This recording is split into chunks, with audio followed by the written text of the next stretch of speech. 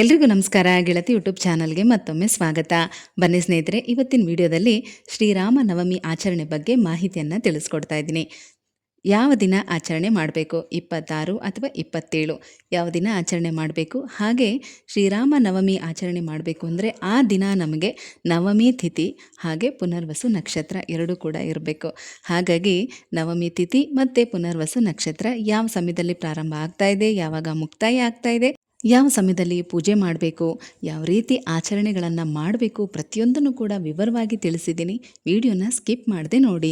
ಅಧರ್ಮವನ್ನು ಅಳಿಸಿ ಧರ್ಮವನ್ನು ಪ್ರತಿಷ್ಠಾಪಿಸಲು ಮನುಷ್ಯ ರೂಪದಲ್ಲಿ ಅವತರಿಸಿದ ಭಗವಾನ್ ವಿಷ್ಣುವಿನ 7ನೇ ಅವತಾರವೇ ಶ್ರೀರಾಮಚಂದ್ರನ ಅವತಾರ. ಪ್ರತಿ ವರ್ಷ ಚೈತ್ರ ಮಾಸದ ಶುಕ್ಲ ಪಕ್ಷದ ನವಮಿಯಂದು ಈ ಮಹಾಪುರುಷನ ಜನ್ಮದಿನವನ್ನು ಶ್ರೀರಾಮ ನವಮಿ ಅಂತ ಹೇಳಿ ಇಡೀ ದೇಶಾದ್ಯಂತ ಅತ್ಯಂತ ಭಕ್ತಿ ಸಂಭ್ರಮಗಳಿಂದ ಆಚರಣೆ ಮಾಡಲಾಗುತ್ತೆ. ಶ್ರೀರಾಮ ನವಮಿ ಅಂದರೆ ಹಿಂದೂ ಧರ್ಮದ ಪವಿತ್ರ ಹಬ್ಬಗಳಲ್ಲಿ ಒಂದು.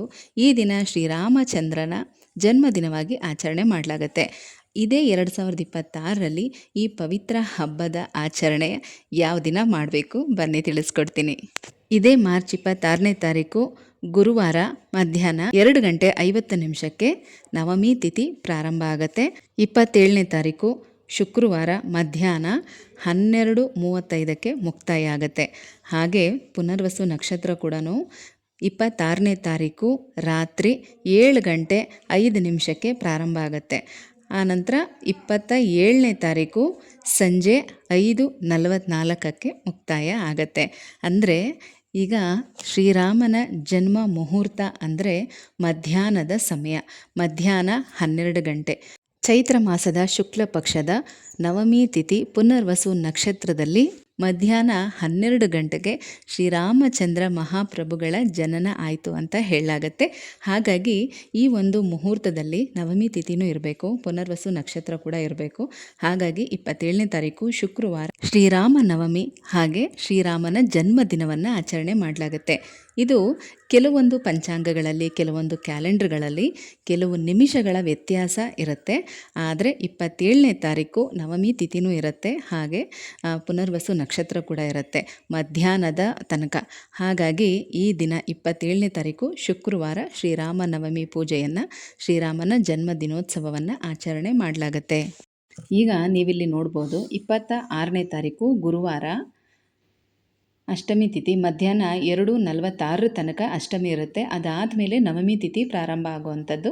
ಹಾಗೆ ಆರಿದ್ರ ನಕ್ಷತ್ರ ಕೂಡ ರಾತ್ರಿ 7:03 ತನಕ ಇರುತ್ತೆ. ಅದಾದಮೇಲೆ ಪುನರ್ವಸು ನಕ್ಷತ್ರ ಪ್ರಾರಂಭ ಆಗುವಂಥದ್ದು.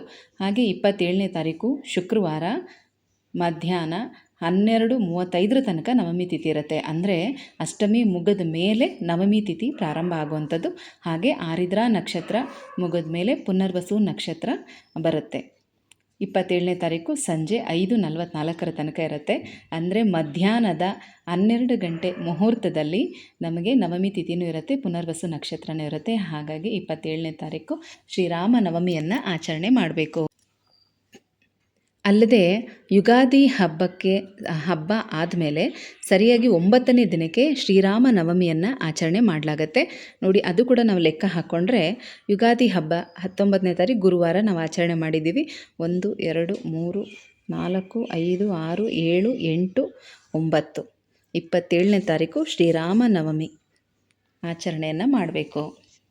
ಪೂಜೆಗೆ ಶುಭ ಮುಹೂರ್ತ 27ನೇ ತಾರೀಕು ಶುಕ್ರವಾರ ಮಧ್ಯಾಹ್ನ 11:10 12:30 ತನಕ ಮಾಡಬಹುದು.